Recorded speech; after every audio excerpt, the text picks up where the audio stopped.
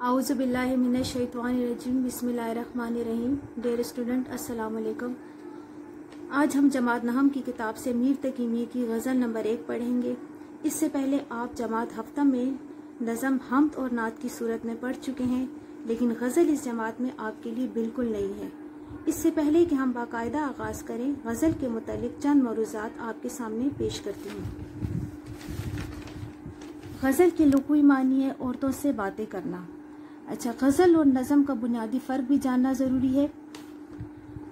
नज़म मुसलसल है जो कि एक मौजू पर होती है और एक ही मौजू को लेकर चलते हैं। नज़म हम्द और नात पढ़ चुके हैं, जबकि गज़ल की कई जहतें और पहलू होते हैं। गज़ल का हर शेर एक अलग इकाई होता है और हर शेर में अलग पहलू होता है। यही गज़ल की खूबसूरती होती है।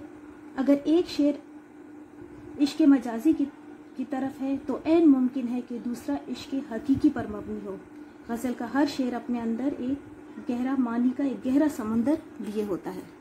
ये गज़ल का आगाज़ करें। इसके शायर मीर तकी मीर के बारे में हम थोड़ा मुख्तसर सा तारुफ जो है उनका पढ़ेंगे।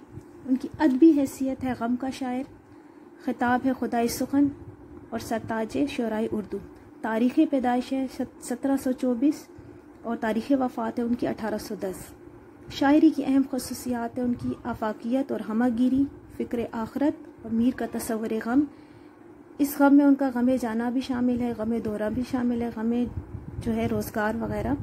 यानी मीर जो थी उनकी शायरी जो है वो पूरी गम का एक मजमुआ है। अच्छा, नासिहाना अंदाज़।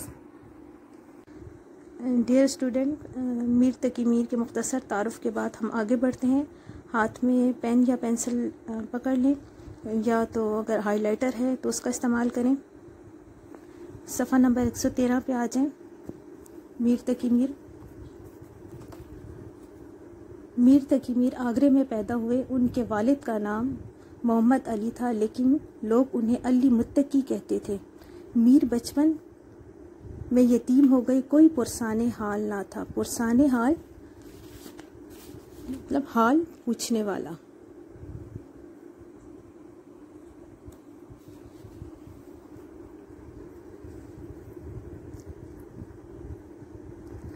तो दिल्ली चले गए। सारी जिंदगी गमों और परेशानियों में गुजरी। उनके ज़माने में दिल्ली 3 मरतबा बैरूनी हमलावरों के हाथों बर्बाद हुई, जिनमें इंसानी खून पानी की तरह बह गया। इन बर्बादियों ने उनके गमों में इजाफा किया, जिनसे दिल बर्दाश्ता होकर वो लखनऊ चले गए। दिल बर्दाश्ता होना, दिल हट जाना।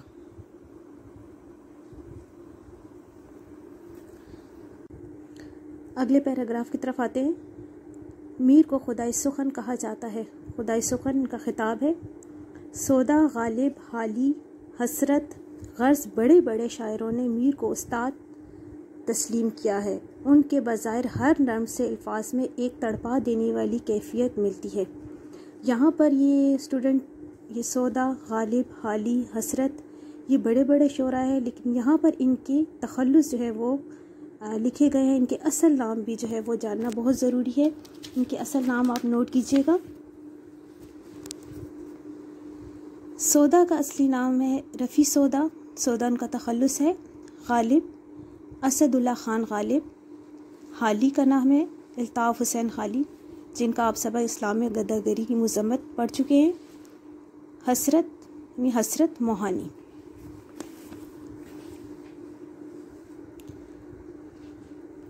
उनके बज़ाहिर नर्म से अल्फाज में एक तड़पा देने वाली कैफियत मिलती है। उनकी अज़मत का राज उनकी गज़ल गोई में पोशीदा है। उन्होंने दुनिया का हर गम अपने दामन में समेट लिया है। अच्छा, हर गम यहाँ पर जो है वो उनके हालात जो थे, जिस तरह के उन्होंने हालात बचपन से गुजारे हैं और जिस तरह की उन्होंने ज़िंदगी गुजारी है, वो सारे गम जो हैं वो उनकी शायरी में नज़र आते हैं। फिर उन गम को शेर के सांचे में ढाल कर हर दिल की धड़कन बना दिया। मीर के जज्बात सच्चे, तर्ज बयान सादा और लहजा दर्दबंद है। उनके अशार में गहराई और दिल में उतर जाने वाला एहसास मिलता है। उनका हर शेर एक बेकरार आंसू है। उनकी ज़ाती नाकामियों ने उनके कलाम में सोज़ो गुदास और एहसास की शिद्दत पैदा कर दी। वो अपनी शायरी में सिर्फ जज्बात से काम नहीं लेते, बल्कि हकीकत पसंदी भी उनके कलाम की जान है। तग़ज़्ज़ुल के मैदान में आज तक मीर की बराबरी का दावा कोई शायर नहीं कर सका। उन्होंने दिल्ली की तबाही और बर्बादी के जो मनाजिर देखे थे, उनकी झलक उनके कलाम में साफ नज़र आती है। दुनिया की बेसबाती के मज़ामीन भी बड़ी खूबसूरती से बांधते हैं। बेसबाती,